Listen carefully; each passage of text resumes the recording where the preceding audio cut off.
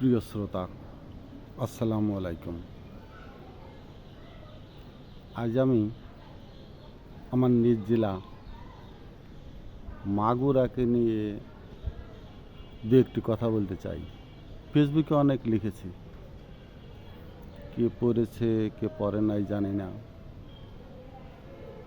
কিন্তু পরিবর্তন আমার কাছে মনে হয়নি। তাই ভাবলাম আজ সরাসরি কিছু কথা বলি আমার নিজ শহর মাগুরার বিএনপির রাজনীতি নিয়ে। আমি প্রায় পৃথিবীর 13টি দেশ ঘুরে এসেছি এবং বাংলাদেশের হাতে গোনা কয়েকটি জেলা বাদে প্রায় ডিস্ট্রিক্টগুলোতেই ঘোরাফেরা করা আছে কম বেশি। আমার মাগুরা শহর এর আয়তন এত ক্ষুদ্র, এত ছোট যে কুমিল্লা, নোয়াখালী, ওই অঞ্চলের, সিলেট, চিটাগাং ওই অঞ্চলের যে কোনো একটা উপজেলা বা একটা এলাকাভিত্তিক বাজারও এর থেকে বড় আছে। 15 থেকে 20 মিনিট হলে রিক্সায় পুরা জেলা শহর ঘুরিয়ে আসা যায়। কিন্তু আয়তনে ছোট হলে কি হবে? বায়োস্কোপের কথা মনে আছে?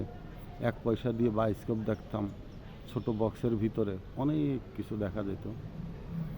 মাগুরা ছোট্ট শহর, কিন্তু এর ভিতরে বিএনপির রাজনীতি অনেক বিস্তর আকার। দৃশ্যত 4টে গ্রুপ আছে, আমি 4টে না, একটার কথা বলতে গিয়ে হয়তো আর একটা গ্রুপ এর সাথে আসবে। আমি প্রধানত একটা গ্রুপের উত্থান এবং তাদের কার্যকলাপ নিয়ে কিছু কথা বলতে চাই। আমাকে আবার মারবেন না, আপনাদের তো খুব রাগ। আপনারা আওয়ামী লীগরে কিছু করতে পারেন না পারেন, বিএনপি কথা বললে বিএনপিরে মারতে পারেন। আপনারা সেই বিএনপি, অর্থাৎ আওয়ামী লীগের অনুমতি নিয়ে আপনারা বিএনপি করেন। তো কোথায় কি ভুল হয়েছিল আমি জানি না। আপনারা নিজেরা থাকিয়ে আওয়ামী লীগের এক ভূমি সন্ত্রাসীকে দিয়ে আমার বাসার জমি দখল করায় দিয়েছেন তাদের, আওয়ামী লীগ আলাদের। আপনার নেতার বাপের ভাগ্নে আওয়ামী লীগের নেতা। তার প্রসঙ্গে আমি শেষের দিকে একটু কথা বলবো। আমি আপাতত বিএনপির রাজনীতিটার যে প্রসঙ্গটা আনবো সেটাই শুরু করতে যাচ্ছি। বিএনপির রাজনীতি মূলত একেবারে কেন্দ্র থেকে শুরু করে জেলা পর্যন্ত অথবা উপজেলা পর্যন্ত এমন একটা ব্যাধি এদের ভিতরে প্রবেশ করেছে যে কে কতবার লন্ডনে গেল, কার ভাই বিরাদার লন্ডনে আছে, কার সাথে বিএনপির ভারপ্রাপ্ত চেয়ারম্যান তারেক রহমানের কথা হয়, যোগাযোগ হয়, তার দৌড় তত বেশি। যে এই গল্প ছড়াইতে পারবে তারেক রহমানের সাথে তার বেশি যোগাযোগ, সে বড় নেতা। আমি জানি না তারেক রহমান সাহেব কি লন্ডন থেকে ওখান থেকে আদেশ দেয়, যার বিএনপির দরকার নেই, যা যা করা লাগে শুধু তুমিই করো, তাতে 200 বিএনপি ফেলে দিতে হয় বা ঘর বাড়ি ছাড়া করতে হয়, করে ফেলাও। বিএনপিকে তারেক রহমান একা করে? ভারপ্রাপ্ত চেয়ারম্যান, সে কি একা দল করতে পারবে বাংলাদেশে? তার স্থায়ী কমিটি আছে না, ভাইস চেয়ারম্যান আছে না। বিএনপির সংবিধান পড়ে দেখছেন? আমি পড়ছি, আমি জানি। তারেক রহমান বিএনপির ভাইস চেয়ারম্যান। আপনারা কথা বলেন, লন্ডন গিয়ে দেখা করেন, সেটা তো স্বাভাবিক, করতেই পারেন, সবাই পারে। আর এই জুম মিটিংয়ে কথা বলা এটা কি খুব কঠিন ব্যাপার? আমার মতো এরকমের একটা 8-9 হাজার টাকার মোবাইল হলেই জুম মিটিং উনি যখন করে লিঙ্ক পাওয়া যায়। আমার কাছেও লিঙ্ক আছে, কারোর লাগলে বললেন দেব, কিন্তু কথা সেটা না। কথা হলো বিএনপি করতে এসে নিজেকে কতটা অত্যাচারিত রূপে বহিঃপ্রকাশ ঘটানো যায় তার যে একটা নির্মম দৃষ্টান্ত মাগুরাতে স্থাপন হয়েছে, আমি সেটার ব্যাপারে দু একটা কথা বলতে যাচ্ছি। 96 বাংলাদেশ নির্বাচনের ইতিহাসে এক দৃষ্টান্ত, আর সেই দৃষ্টান্ত স্থাপন করেছিলেন কে? মাগুরার, আমি জানি না বর্তমানেও আছেন কি না, কিন্তু আহ্বায়ক হয়ে এসেছিলেন জনাব আলী আহমেদ। জনাব আলী আহমেদকে তৎকালীন আওয়ামী লীগ সরকার ক্ষমতায় আসার পরেই ঢাকা জজ কোর্টের থেকে ফলো করতে করতে এসে মিরপুর শিয়ালবাড়ি কে র্যাবকে দিয়ে ধরিয়ে দিয়েছিলেন, এবং শর্ত ছিল তাকে একেবারে খুন করার, হত্যা করার। আপনি ভেবেছেন কেউ জানে না? সবাই জানে। আপনি যে টিমকে দিয়ে করিয়েছিলেন তাদের নিজেদের ক্রেডিট স্থাপনের জন্য তারা নিজেরাই প্রকাশ করে দিয়েছে। এলজিডির সামনে মিহির কান্তিকে কে মারল? আওয়ামী লীগের ছেলে পেলে দিয়ে। আলী আহমেদের উপরে রাগ আছে, সে তৃণমূলে বিএনপি করে, সংগঠক সে রাজনীতি বোঝে। টাকা দিয়ে না, কারো চাকরি দিয়ে না, প্রভাব খাটিয়ে না, সে ভালোবাসা দিয়ে রাজনীতি করে। তারপরে রাগ আছে, আপনি প্রতিপক্ষ, তারেক রহমানের সাথে আপনার যোগাযোগ আলী আহমেদের সাহেবেরও আছে, কিন্তু তারপরে রাগ, তার যা খুশি করেন। নিষ্পাপ নিরীহ কিছু গাভী গরু যার সাথে দুধের বাছুর ছিল, সেই গোয়াল ঘরটায় কি আগুন ধরিয়ে দিল আপনার আদেশে? কতটা নিচু নামলে, কতটা পশুত্ব ভিতরে থাকলে ভাইয়ের থেকে আর এক ভাইকে আলাদা করার চেষ্টা করা হয়? আলী আহমেদের ভাই বাদশাহকে চা খাওয়ানোর কথা বলে ডেকে নিয়ে পাশে বসিয়ে ছবি তুলে সেই ছবি আপলোড করেন ফেসবুকে। মিনিমাম একটা লজ্জাবোধের দরকার আছে না? আপনি নিজে এমপি হতে যাচ্ছেন, আপনার ভাইকে মেয়র বানাতে চাচ্ছেন, আর আরেকজনের ভাইকে আপনি ভাঙন ধরাতে চাচ্ছেন। তারেক রহমান এইভাবে রাজনীতি করতে বলছেন? 13 নির্বাচন, নমিনেশন পেতে যাচ্ছিলেন, নিজে সাথের কিছু চামচা দালাল যাদের দিয়ে আপনি অপকর্ম করান, তারা একটা কথা গোপনে বলে বেড়াচ্ছিল, আওয়ামী লীগের বড় একটা অংশ আপনাকে ভোট দেবে। আমি জানি সে অংশটা কে এবং কিডা। ছোট্ট একটা ইনফরমেশন আপনাকে আমি দিয়ে রাখি, যে আওয়ামী লীগের লোক আপনাকে ভোট দিতে চাচ্ছিল, যে নেতা, তার হাতে অনেক ভোট, সে আপনাকে ভোট দিয়ে দেবে। তার এলাকার কত নিরীহ বিএনপি নির্যাতিত হয়েছে আপনি জানেন? কারোর ব্যবসা প্রতিষ্ঠান গেছে, কারোর জমি সে নিজে দখল করেছে, কারোর জমি সে নিজে আরেকজনকে দিয়ে দখল করেছে।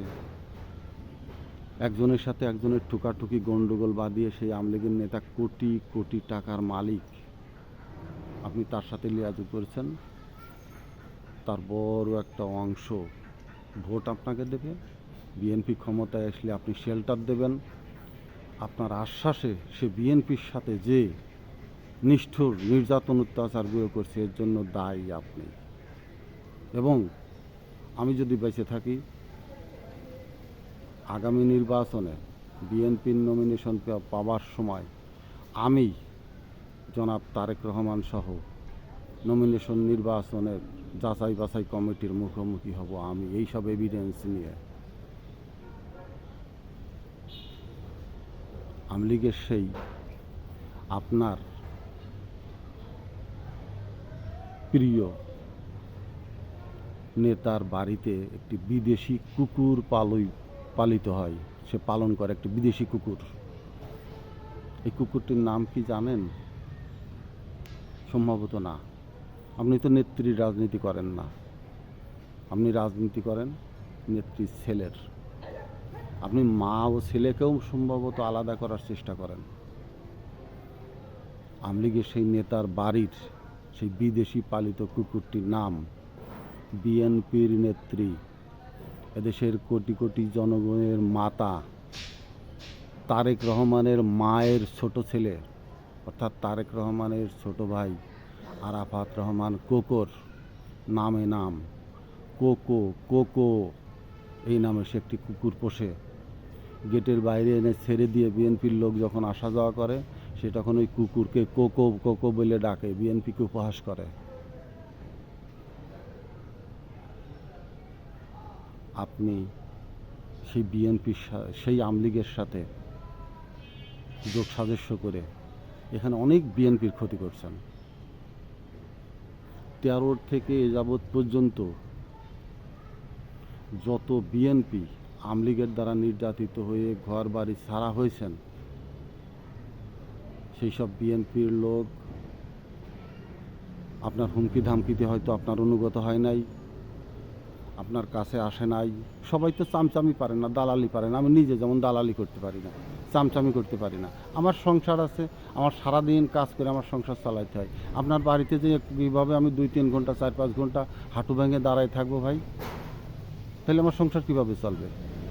আমি তো যেতে পারি না। আপনি আমার বাড়ির জমি আমলিগের দিয়ে দখল করাই দিয়েছেন আপনি হুকুম দিয়ে। হাজার হাজার বিএনপি ঘর ছাড়া করছেন আপনি আমলিগের দিয়ে নির্যাতন করে, যারা আপনার সাথে মেশে নাই, আপনার কাছে আসে নাই। 13 থেকে 24 পর্যন্ত যত লেঠা করে আপনি দলটার ধ্বংস করছেন, সেই আলী আহমেদ দিন রাত না খেয়ে এক কাপুরে আবার দলকে পুনর্গঠিত করার চেষ্টা করছে, আবার সে দলকে গুছাচ্ছে। ঢাকা থেকে আসেন, এসে বাড়ি একটা আস্তানা খুলে বসেন, মুরিদরা সেখানে বাতাসা নিয়ে যায়।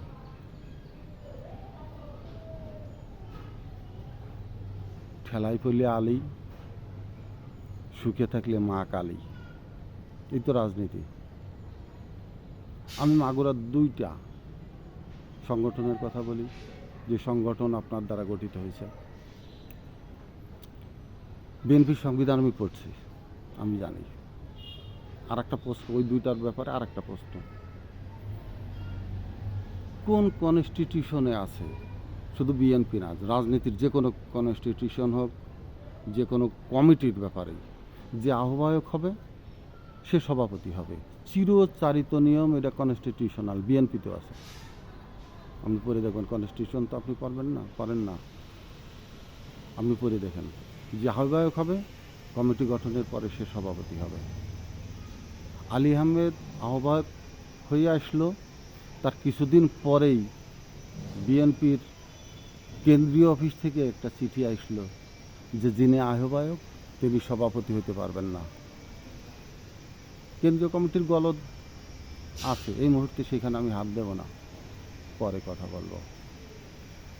সেই চিঠি নিয়ে আসছিলেন আপনি,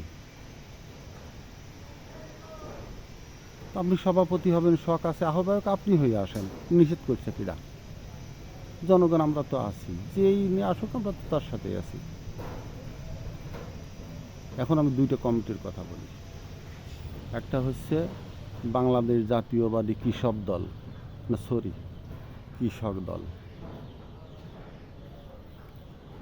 কৃষক দল বিএনপির সবচেয়ে তৃণমূলের শক্তিশালী সংগঠন।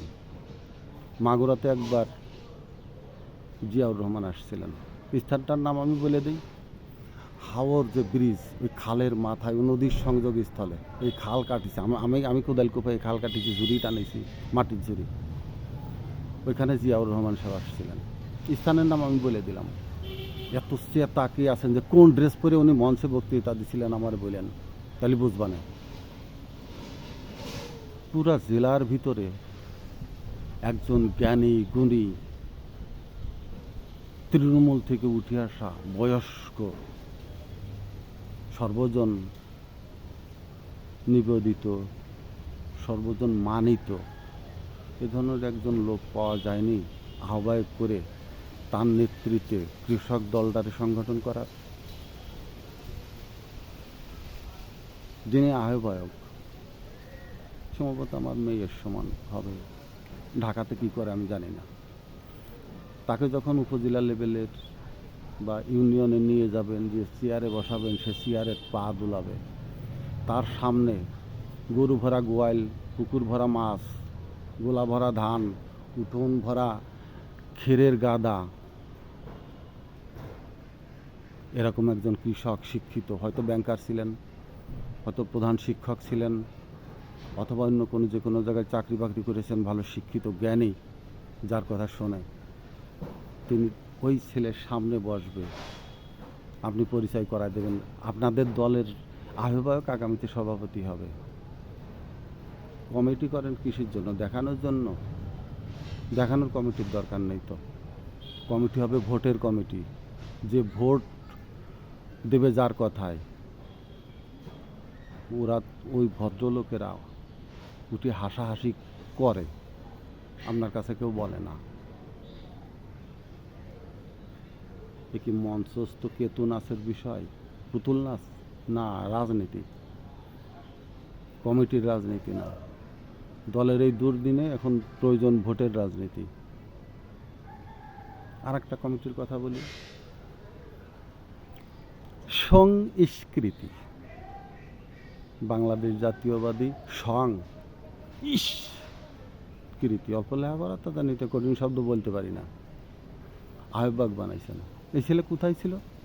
দীর্ঘদিন দেশের বাইরে ছিল, কিছু পয়সা করে নিয়ে আসছে, কিছু লোকরে দিয়ে 2-4 দিন স্লোগান টান বানাইয়ে ফেসবুকই ছাড়িছে, ফেসবুক।